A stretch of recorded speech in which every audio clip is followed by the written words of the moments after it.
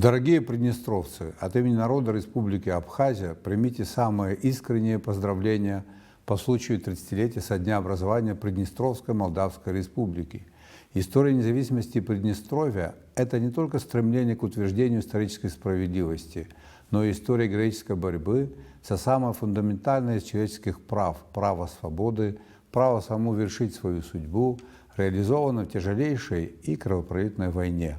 Во имя мира на родной земле вам сполна пришлось пройти сквозь тяготы и лишения военного времени. Война нанесла неизлечимые раны и покалечила тысячи людских судеб.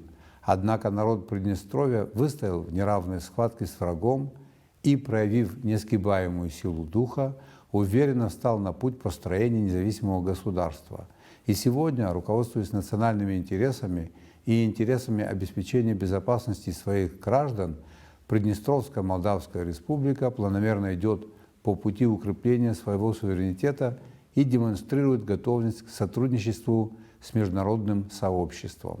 Абхазию и Приднестровье объединяет не только дружба и взаимопонимание.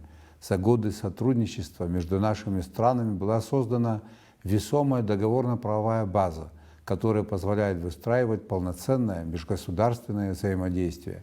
Не сомневаюсь, что совместными усилиями мы будем и впредь последовательно укреплять двусторонние контакты в интересах наших стран.